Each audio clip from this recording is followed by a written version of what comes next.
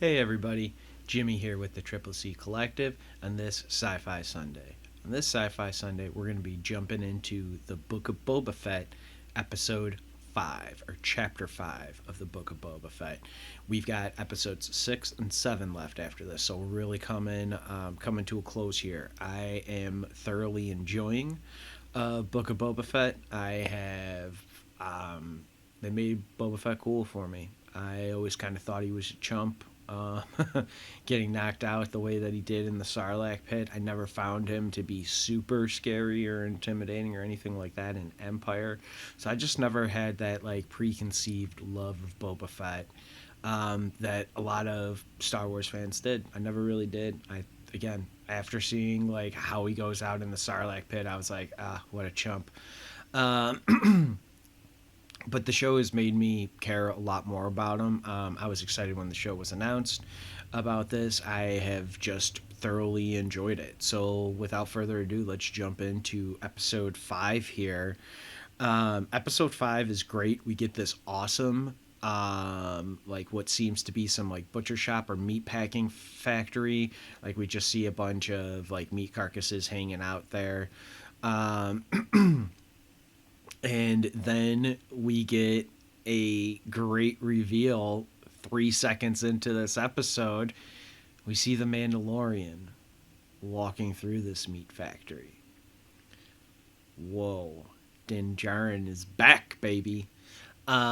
So this was really cool. This was really great. We heard his music at the end of episode 4, like the Mandalorian theme.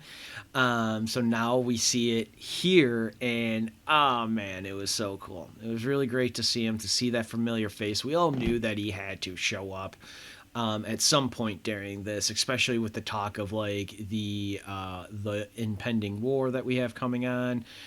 If you didn't think that he was coming before, definitely with his music at the end of episode 4 should have been like a major tip off for you. But this was also really awesome. I also really liked on how they did the shadow of the Mandalorian or the outline of him on the like the plastic like draping down there, similar to how like when we first see Boba Fett at Tashi Station earlier this season, going in to kill and fight the Nikto speeder bike gang, and it was just cool shots. It was so cool. Um, we get Mandalorian looking for let me check. How do I say this again? Caba Biaz. And this is a great little bit. We haven't really seen much bounty hunting with Book of Boba Fett. We've seen, Black Chrysanthemum show up, toss Boba Fett around, and then Boba Fett end up hiring him for some muscle for the meeting of the families that he had. So this was really great. We got to see a little bit more of like the actual bounty hunting that Boba Fett used to do. Mandalorian still does. It's really great. I love it. I love it all. And we get the tracking fob again. This was an episode that, upon rewatch and talking about it now, that was just layered with. I hope you saw this. I hope you caught this, because it's something similar that you've seen before. And here we get it with talking about Mandalorian, about the Mandalorian show, the first 2 seasons of that we had, which are great. And we get him showing the tracking beacon, like the little tracking fob. Then we get the little hockey puck looking thing that shoots up the hologram of it as well. So we get like 2 familiar things that we're used to seeing, like the Mandalorian employ and stuff in his jobs, and it's just so great. It was so great to see it. Mandalorian and Caba Biaz, their conversation is great. Mandalorian's like, I'm looking for Caba Biaz. I don't think he is the guy responding. I don't think he's here. I think I do see him. That's not me. You can't tell that's me. And then,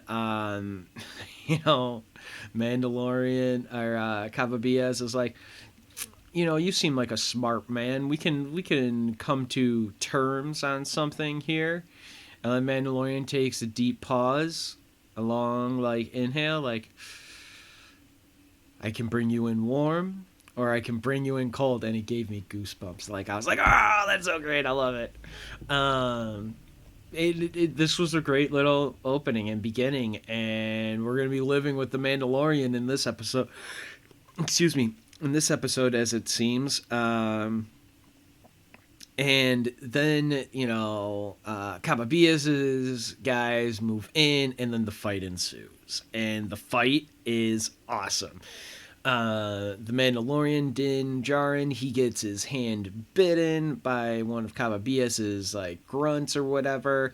He starts taking out the dark saber that he still has because he won that from Moff Gideon, which is great. It's so good. He won it from Moff Gideon. He still has it, and he starts slicing and dicing people. He even gets burned from it. Like, he burns his leg on it because he's the Mandalorian. He is untrained in, like, the Darksaber and how to use it, how to make it, like, work with him and for him as opposed to just fighting with it and stuff. And, like we can see that he's still like not super trained in it as opposed to his other like Mandalorian arsenal that he has. Um, so Mandalorian beats Cababias, beats up all of his men out there, and cuts Cababias in half, and then cuts his head off. Tells the leftover workers that there are a ton of New Republic credits on that table that I am not entitled to, so they are more than happy to be yours if you guys would just let me mosey on by and let me get on my way. And they do.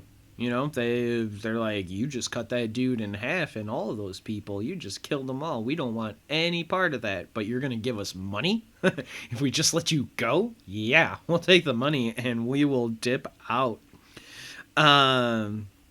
We get then we get Mandalorian walking to the elevator. And Mandalorian is gimping a little bit, limping because he's got the leg wound, and he is going to take the head back to the person who hired him. He gets there. Person who hires him is like, come stay, and try and eat and like drink with us. Mandalorian's like, there's a bounty on this guy. I will happily take this bounty in and not do any more business with you and just be on my way. Then the people decide to give him the information that he's looking for. He is looking how to get to the subsection of this space station ship.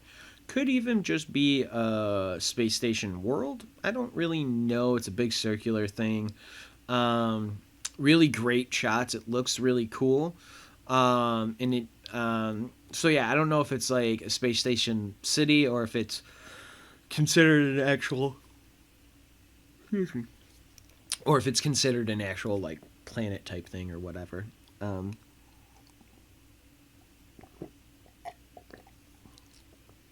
So Mandalorian gets the information of where he needs to go to buy like the heaters to get to this substation here. As he leaves, he turns on some infrared and he sees like infrared messaging of like pointing him in the right direction. He gets to where he needs to go by the heating vents and stuff. And then he turns on his infrared and he's able to see these different, Mandalorian, it looks like Mandalorian runes or writings or letters or symbols on the wall that he starts to follow. And then he gets the Mandalorian symbol. And oh man, because the last time we saw like a whole bunch of Mandalorians in one place, they all came to save Din Djarin when that coven came out of hiding to help him out, and like the armor and all of them like were there and like helping him out. I believe that was on Navarro. So like it's interesting. Like obviously there could always be more Mandalorians out there. Do they know Bo-Katan? Are they working against Bo-Katan? And that's what it is. We find out that Um, it is the armor and Paz Vizsla, which is great. Like, these are two characters we haven't seen since the Mandalorian. I love the armor. I thought that character, and still think that character is very cool, is very awesome. It's just great. It is just great. I love seeing them come back for this one. We also, as the Mandalorian is climbing down like the steps to get to where the armor and Paz Vizsla are, he like slips and falls. We get some really great wide shots and stuff here. It's just like it's very well crafted. The first like 10 minutes of this episode or so, it's all really really great. I really really love it. This has been a really cool episode. It's been nice hanging out with the Mandalorian and having this little like Mandalorian reunion. We get the Darksaber. We get some Darksaber history. We get some Mandalore history. We get the Night of a Thousand Terrors and the fall of Mandalore and the attack and all of that. That was really wild to see. Because like in Star Wars Clone Wars and like Rebels, like this stuff is kind of like hinted at. You don't really get. We haven't really had the opportunity to live in that night or see that night, so that was really cool to see them decide to do that here and to include it in this very Mandalorian heavy episode. Like, it makes sense if you're going to put it in there. I mean, well, if you're going to put it into the Book of Boba Fett episode of The Mandalorian, then yes, it makes sense to include it here while we're getting a little bit of history and stuff. Because this episode's been really interesting. Like, it's relying a lot on what has come before so far in Star Wars and Mandalorian and like the show The Mandalorian. It's really relying heavily on that. It hasn't really pushed any story super forward yet. It's given us little bits and clues. Clearly, this is after Grogu is given up to Luke by Din. Din still has the Darksaber, still has the Beskar spear. So there's still some things from the last time we saw him where we're basically assuming that this picks up relatively right after season 2 of The Mandalorian. After the history of the Darksaber, we also find out that Paz Vizsla's ancestor Tar Vizsla was the one who was a Jedi and a Mandalorian, so that gives way to Grogu being a Jedi and a Mandalorian. Or are we all wrong thinking that it's Grogu who is going to be the new Jedi Mandalorian, and is it actually going to be Din Djarin who will then master the Darksaber and then with Grogu become like a Jedi Master Mandalorian combo, both, master and apprentice that way, or equals, maybe not a master and apprentice at that point. I don't know. Interesting things to be had though, for sure. Like, it's been a cool episode so far. Din Djarin, the Mandalorian, also tells the armor that he met Jedi. And the armor's like, great, you've completed your mission. And now you can. Now Din Djarin doesn't need to be like a lone Mandalorian anymore. He has done his task. He has done his mission. He can now join the armor and Paz Vizsla's covert, Mandalorian covert, which is really great. Something that he's been kind of trying to do. Kind of trying to find his place. He had it a little bit with Grogu, but Grogu's people is a Jedi and being with Luke and learning the ways of the Force, or at least that's what he believes at that time. We don't know. And at no point did we ever hear that, like, Din couldn't just pop in to say hi and just show up to see Grogu. We don't really know what the rules of Luke's Jedi school are, post-Republic. No one's really kind of had that Jedi temple kind of up and running for a long time at this point. we get Din Djarin asking the armorer about Bo-Katan, her cautionary tale. This is where we actually get the Seas of Mandalore, the Night of a Thousand Terrors. This was big stuff, man. Seeing all of that, the Siege of Mandalore, the Night of a Thousand Terrors. But they also kind of allude that that's a little bit of Bo-Katan's doing, it almost seems, or like her family's doing. More so in it, like, because they kind of made it seem like the armor made it seem like it was reflective of Bo-Katan taking over the Darksaber when it was gifted to her, as opposed to her winning it in battle. And it interesting stuff, great stuff. We also get then the armor saying like, "Hey, that's a Beskar spear that can hurt other Mandalorians. That can be used against us as a weapon against us. That needs to be melted down because Beskar is never used for weapons. It is only used for armor." And Din Djarin's just like, "Cool, melt it down." The armorer's like, "What should I make? What would you have me make with this?" And Din Djarin's like, "A gift for Grogu." And this is great. We start seeing the armor melt down the Beskar spear, and it looks like she's making chainmail. Like, if you're a fan of Lord of the Rings, almost like mithril that Aragorn had, that he eventually gives back to Gimli. Like, that's wild. Mithril, big strong stuff. If he's a Jedi and he's going to be going up against other Jedis that have lightsabers, and if Beskar can block it, yeah, let's get some chainmail up underneath there of some Beskar and get some extra protection for my boy. It's great. Like, that's so cool that the melting it down and then seeing the chain links. Like, that's what you have to assume that it is that it's like a chain link, mithril type chainmail from like the Middle Ages type thing that they're having forged, and you see the little links and stuff, so that's what I assume it is. It could be something else because you don't really see it, and this is where we get something that I got to readjust myself here because I'm super excited.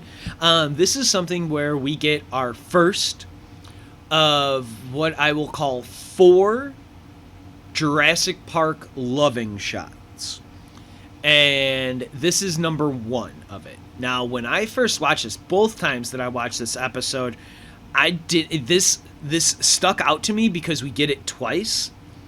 But I didn't know where I had seen it in reference to Jurassic Park. It was so promptly there that I was like, oh, this is definitely a Jurassic Park shot, but I couldn't think about it until I was talking with my buddy Quinn, and he was the one, like, he and I had been talking about this show and whatnot, and he finally was like, episode 4, I'm in. It got me. And then I was like, I don't know, man. I think you need to watch episode 5 because episode 5 might be your personal new favorite show or episode. And I was right. He loved it, and he loved it for a lot of the same reasons that I did. Like, one of the things is that Bryce Dallas Howard directed this episode, so she has done 2 episodes of The Mandalorian previously.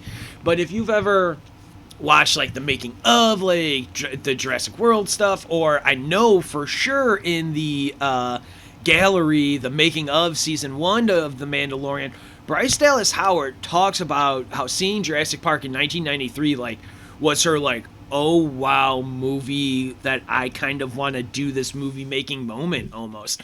She talks about it, how it was so like important to her, which is also really crazy that then she goes on to become an actor acting in the franchise, something that made her want to get into this stuff all the way from the beginning anyhow.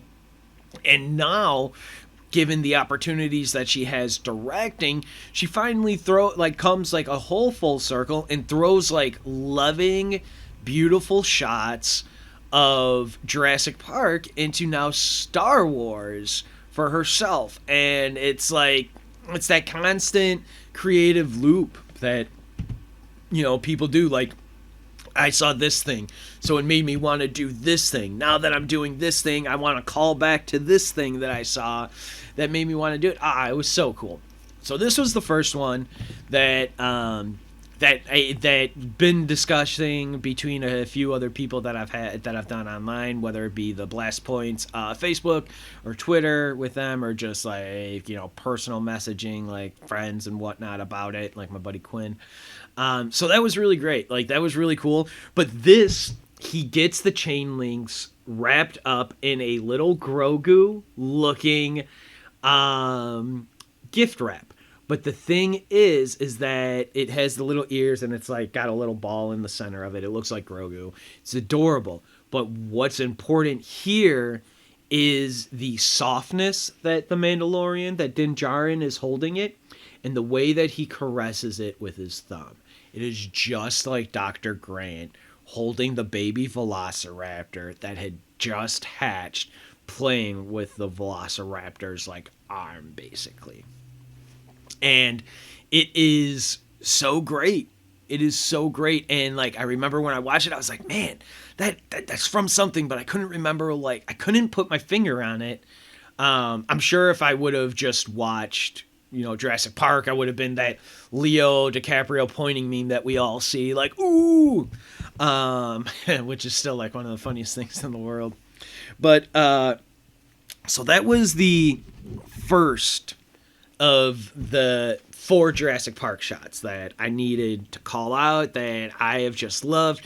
And then at the end of it, when I saw that Bryce Dallas Howard had directed it, when the first and really the only, the first shot that I really noticed is later on in the episode. And I don't want to spoil that because it brings back another character who we love, that I'll be getting there shortly here. So then we get the training with the Darksaber. The armor is saying that you're like working against it. You're not working with the saber. You're fighting it. That's why it gets heavier and heavier as you are as you're doing this. We learn to count to 4 in Mandalorian.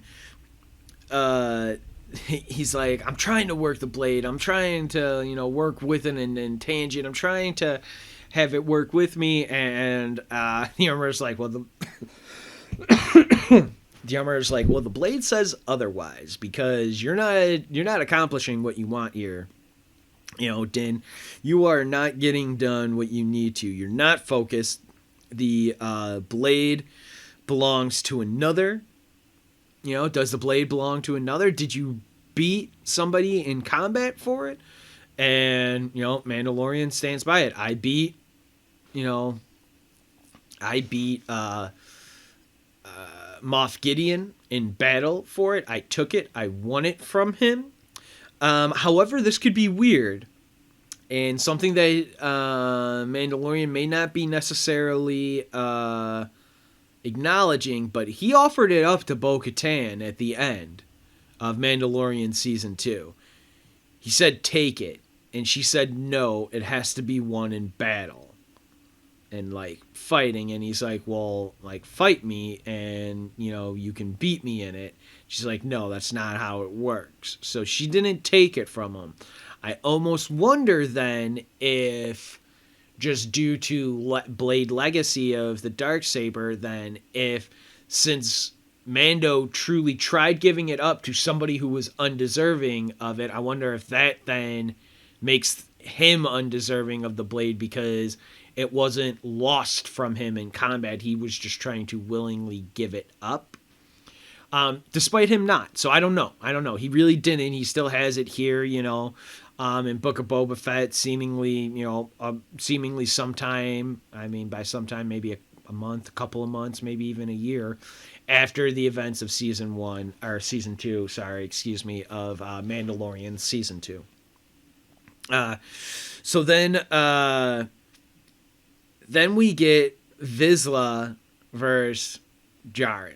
And Vizsla is like, I will take it from you. I will win it from you in battle. This is my family's legacy.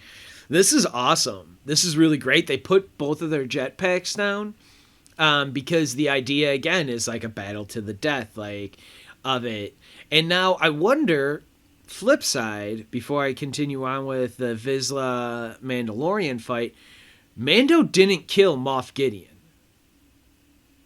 So maybe the Darksaber really does still belong to Moff Gideon, because the Mandalorian beat him in combat, yes, but did not kill him.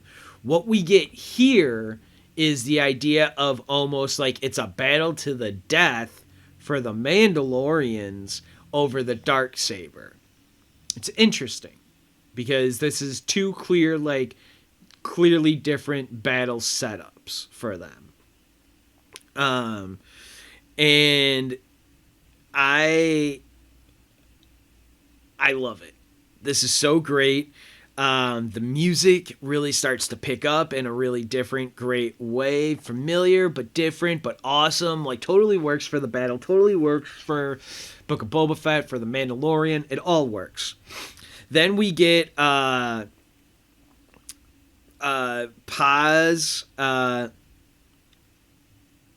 We get Paz Vizsla. He's not able to beat the Mandalorian. He loses to him. That battle is really interesting. Paz Vizsla loses like his Mandalorian like knife that gets sliced in half by the Darksaber. Paz Vizsla does at one point like pick up the Darksaber. Mandalorian takes out his knife, starts stabbing him in like the legs and the arms and stuff, and like kind of doing a little bit of a death by 1,000 cuts for Paz Vizsla, and it's all really great. It's such a wonderfully choreographed fight. In the end, Mandalorian beats Paz Vizsla, and then they have to reconfirm their oath to the armorer. Paz, have you ever taken off has anyone seen your face? Have you ever removed your helmet? No. She asks Din Djarin. Long pause. We all know he did. We all know that he took off his helmet twice last season. Twice. Once with Bill Burr, while they were doing the blowing up the Imperial base and had to covertly sneak in there. Din Djarin had to take his helmet off in order to do that mission. Then he willingly... Now that's the other thing. He wasn't super willingly about it. He did it because he had to for the mission. So that may not be necessarily a going against the Mandalorian code. You know, this is the way. However, the Grogu portion at the end where he takes his helmet off to see Grogu's face and like to actually say bye, that's on him. That's breaking the Mandalorian code. That I think, and I even think that's probably the thought that Mando has, and then he might have been like, oh shit, I kind of did that twice. But like, so he answers, yes, I have taken my helmet off. You are a Mandalorian no more. Wait, but how can I atone? You can only atone through the mines that have been flooded on Mandalore through the Night of 1,000 Terrors in the Siege of Mandalore. But those are flooded. You can't get there. I think we know what Mando is doing in Season 3. He's going back to Mandalore to atone in the mines, and we'll see what happens from there, because could Din Djarin end up now atoning, getting back into a covert, a Mandalorian covert, and then ruling Mandalore? Like, could he call out Bo-Katan and be like, hey, let's do this together? I don't know. We don't know what Bo-Katan's doing right now. We don't know what if she's helping Ahsoka or not. It is absolutely insane. There's so much cool stuff that's happening here. So many different things that that can be happening here. I really think that that's like I mean, we're not going to see. We could, let me say, we could see possibly maybe get a hint that that the Mandalorian Din Djarin goes to Mandalore in this season. Totally, that's totally plausible of seeing that. They could even do a stinger after the last episode of Book of Boba Fett and throw that in there, and it would be fine. There wouldn't be any issue with that. I don't think we'll see Luke. I don't think we'll see Grogu. The only way we would see Grogu is if Grogu feels something with Din, like some sort of trouble, and that he just leaves the same way Luke leaves Yoda in Empire and stuff. Like, my friends are in trouble, I feel it. I mean, Luke loses a hand, but he comes back. Now, that would also be interesting if Grogu leaves, and then by the time Grogu comes back, the Knights of Ren and everything have already destroyed that Jedi temple. And maybe, again, that's how Grogu survives that portion of it. I don't know. That would be crazy. There's all kinds of stuff. But then we get the Mandalorian leaving.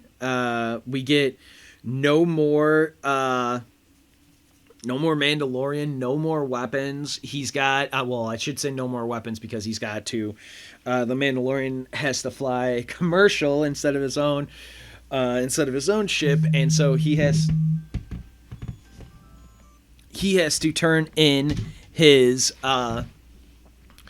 the Mandalorian has to turn in all of his weapons and have them be like, checked baggage basically for himself. And all of it is really great. It's all really funny. I loved seeing it. I just love the Mandalorian. I love Book of Boba Fett. This has all been really, really great, really awesome. But in this traveling scene, we get another quick shot of Mandalorian looking down at the Grogu gift, and he does the thumb thing again. So that's kind of like the second time we get it. But then we get the young Rodian, Greedo's breed of creature in the Star Wars universe. The Rodian, we get the young Rodian, who just does a nice little like wave hi kind of thing, and it's very, very similar to Tim meeting Dr. Grant for the first time. And it's great, like waving hi to Dr. Grant, seeing him for the first time when they're traveling in the little Jeep and stuff. It's awesome.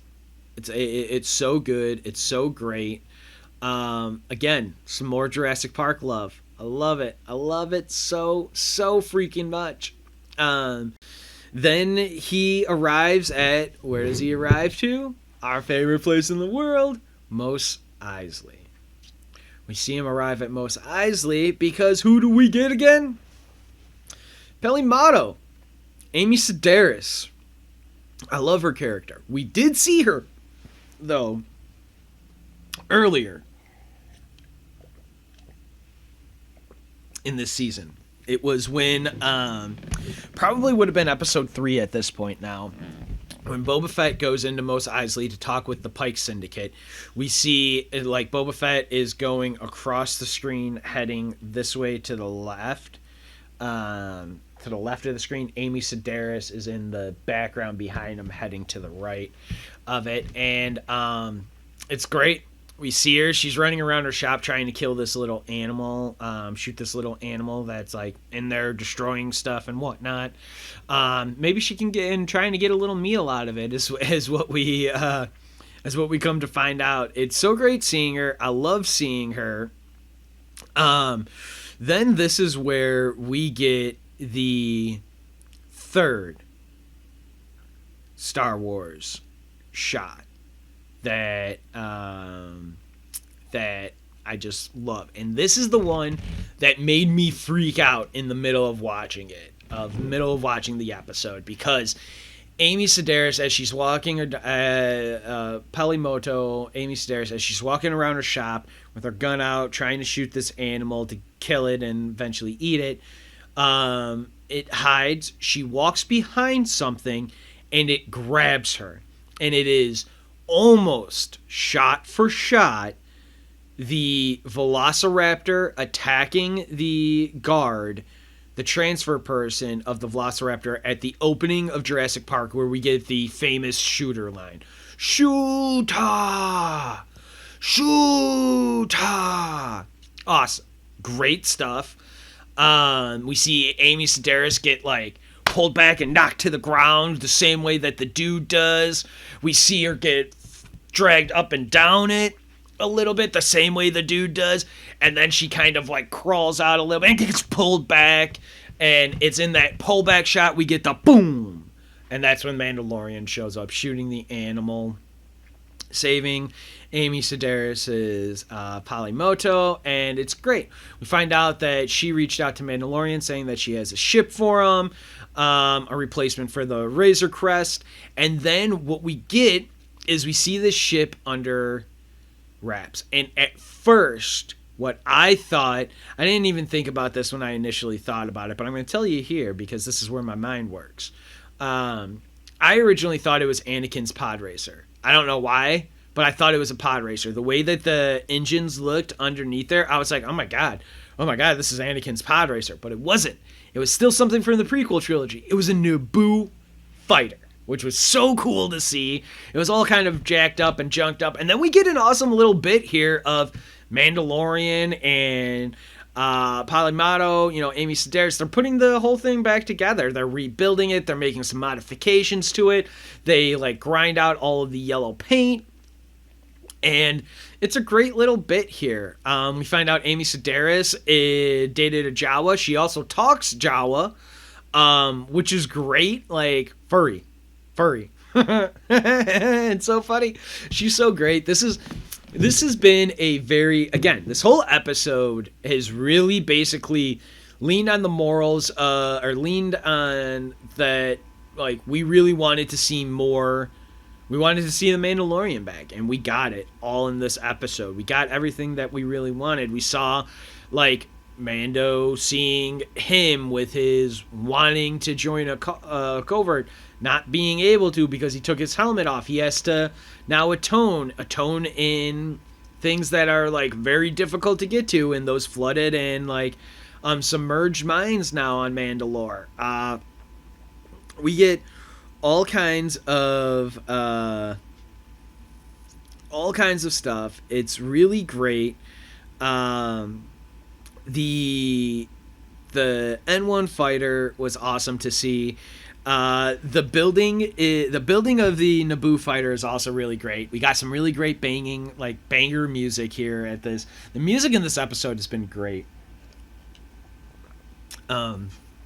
It's been so good. I mean, the music in the whole show, actually everything that they've done in Mandalorian and in Book of Boba Fett has been really great. From I think it's Joseph Shirley is the guy who does Book of Boba Fett, and then Lugwood Gorson does The Mandalorian. All of it has been awesome. Love the music. Love the whole thing that they've set up for all of this.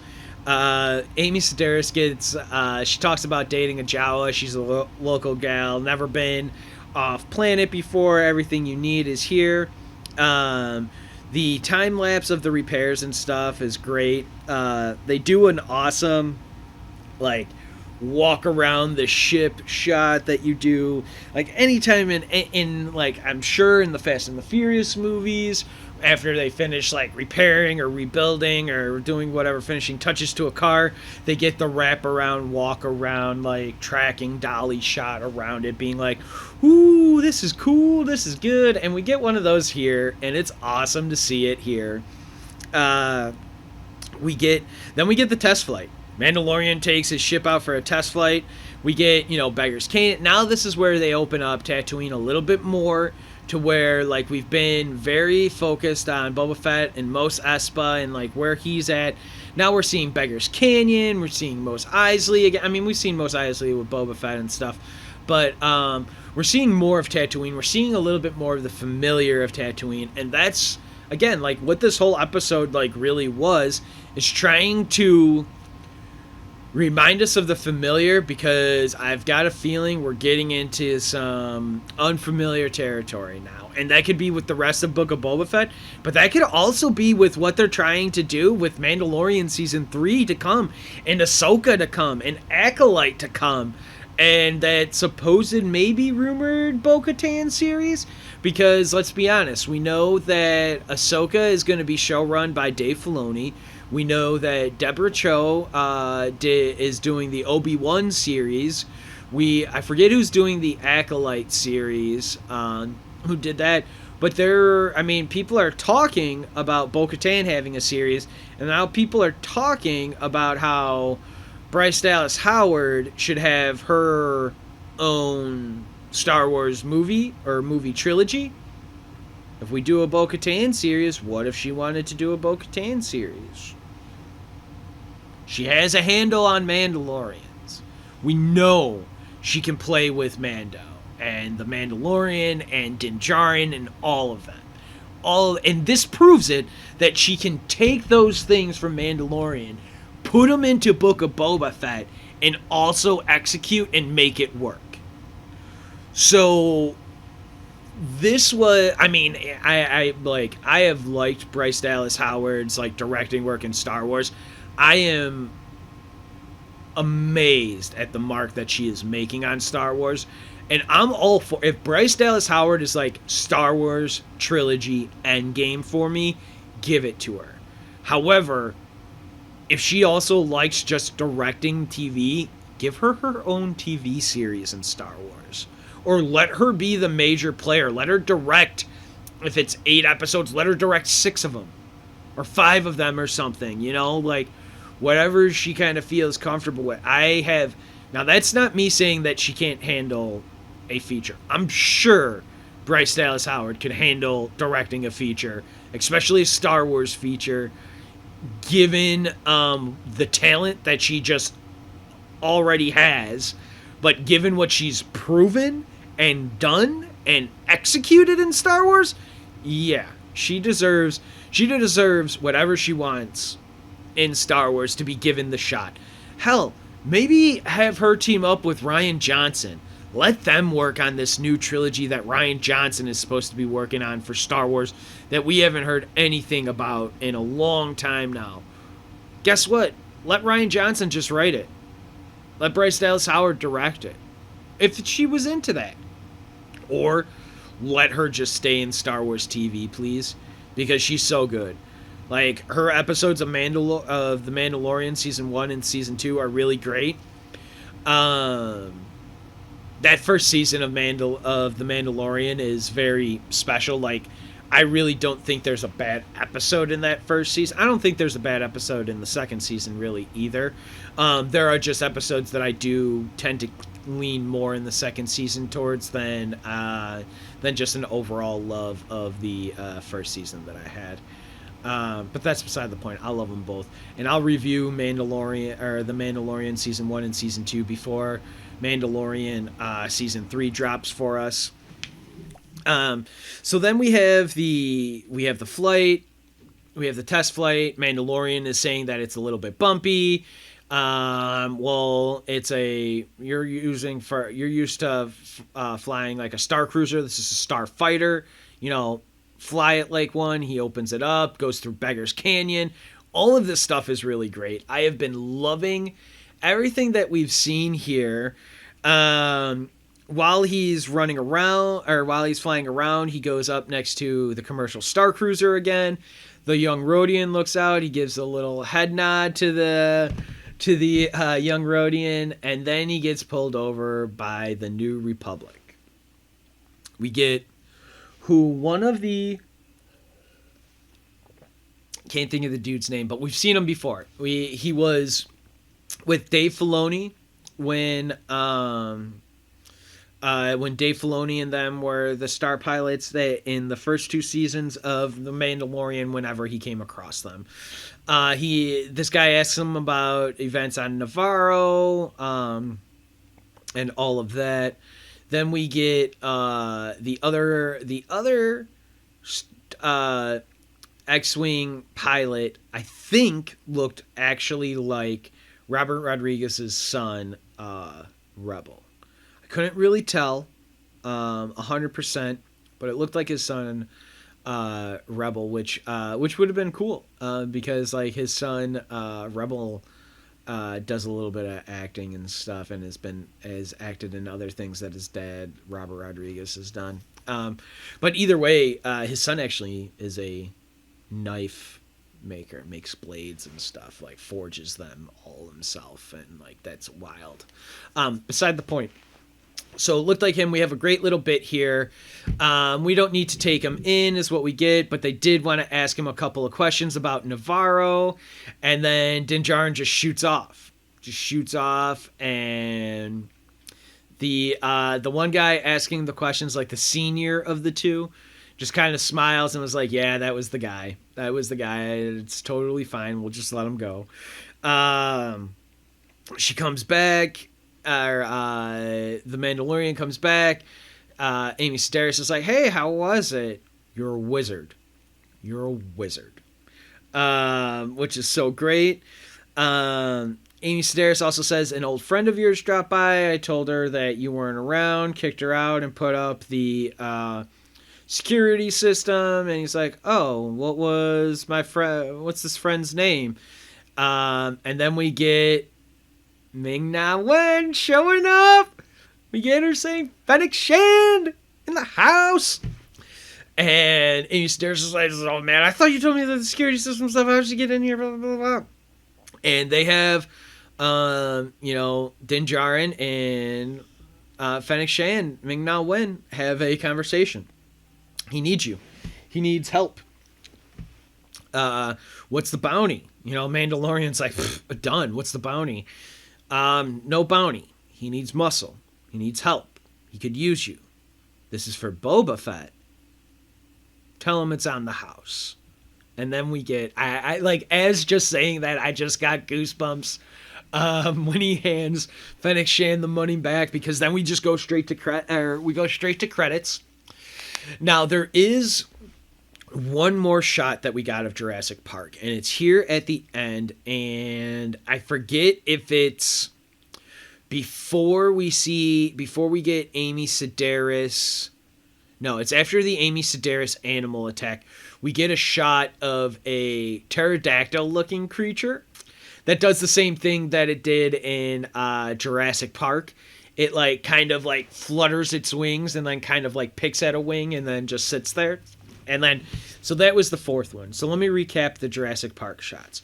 We have Din holding the gift for Grogu in his hand, rubbing his thumb, just like Dr. Grant does with the baby velociraptor that just hatched. Then we get the young Rodian waving hi to the Mandalorian, similar to Tim meeting Dr. Grant in the Jeep for the first time.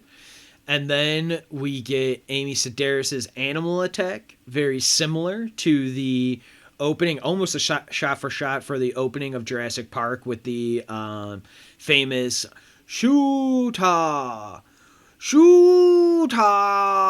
line. Then finally we get the pterodactyl shot. And those are the four shots that I know that through discussion. Actually, I got a call out on the Star Wars Blast Planes Facebook page. Dude Ross, he was the one who actually called out the Rodian wave to me, because I made a post about I made a comment about the Amy Sedaris attack, and he was like, "Oh, really, dude? I thought you were talking about this one." So I got to shout out that dude Ross. Got to shout out my buddy Quinn, because without my discussions really with them, I never would have got into all four of those shots together and being called out. So thank you guys. Appreciate it. I love this episode. I think it was a great episode. It's also weird that this episode was so good when it really wasn't a Boba Fett episode. It was really a Mandalorian episode. It's also interesting because I was thinking about this as well. I think this is one of the top just Mandalorian episodes as well. This was just a really good episode. Whether you consider this a Book of Boba Fett episode, or whether you consider this a Mandalorian episode within the Book of Boba Fett, they are both very good. They were both very welcomed. by me, and I loved it. I am so excited for the last two episodes, episode 6 and 7 now, of the Book of Boba Fett. This is the Triple C Collective. I'm Jimmy Clark. Thank you for joining me on this Sci-Fi Sunday. You guys stay safe. Thanks. Have a great day.